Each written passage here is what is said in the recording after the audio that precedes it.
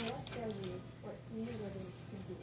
This winter, do you prefer this or this? Every year, more and more people choose this. And with more people and more cars, we see more of this. If this happens to you, call 1-800-ASK-GARY directly from the scene. For over the past 10 years, more than 150,000 Floridians have dialed 1-800-ASK-GARY to help them find legal and medical help. Accidents happen. It's what happens next that matters. Non-attorney spokesperson.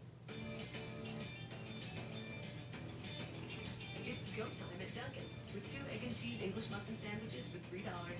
Enjoy 2 freshly made oven-toasted sandwiches and keep on all day long. America runs on Dunkin'. The First Alert 7-day forecast, on air, online, and on the go. Brought to you by VyStar. Get a VyStar Visa credit card with an introductory promotional rate as low as 2.99% APR on balance transfers through March 31st. Welcome back to Time Now at 7:15. A Jaguars legend is one step closer to representing the team in the NFL Hall of Fame. Tony Vaselli has made it to the final 15 contenders. All that's between him and the title is one final meeting with all the Hall of Fame voters the Saturday before the Super Bowl. Of the 15 finalists, as many as 5 can be voted in. Vaselli will actually be broadcasting the Super Bowl for the very first time, so he will be there in person when the announcement is made. And of course, we are all rooting for him and hope he leaves Houston with that famous golden jacket. Certainly are. Everbank Field, though, may not be getting any more money for improvements. State Senator Tom Lee filed a measure yesterday that would repeal the 2014 Sports Development Program. That program was signed into law by Governor Rick Scott and made $13 million a year available for stadium work. Stadiums in Daytona, Orlando, and Jacksonville were part of the program.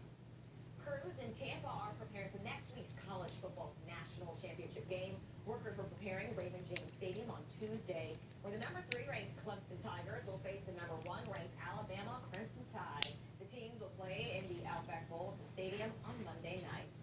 The state of Georgia wants to help protect you from having your tax return stolen. It's now demanding employers to send every W-2 by the end of January instead of February. Tax returns will not be processed until employees' information is verified. With the new deadline, the state won't start processing returns until after January 31st. Republicans who wanted to gut the independent Office of Congressional Ethics changed their minds yesterday. They voted behind closed doors to eliminate the watchdog group that investigated any potential wrongdoing by lawmakers. The plan was to send all ethics complaints to the House Ethics Committee made up of House members, but they faced a wave of strong criticism for creating a system where they would be trusted to police themselves. The penalty phase of Dylan Root's trial gets underway this morning. The Charleston church shooter is convicted of 33 federal charges, but jurors will now decide if he will be put on death row. Root will represent himself and plans to deliver an opening statement today, but he's not allowed to approach the jury, the witness stand, or the bench. Prosecutors say they plan to call close to 40 witnesses.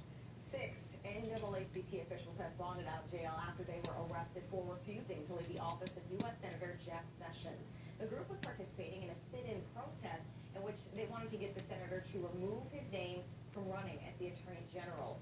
They say they would only leave one of 2 ways if their demands were met or in handcuffs.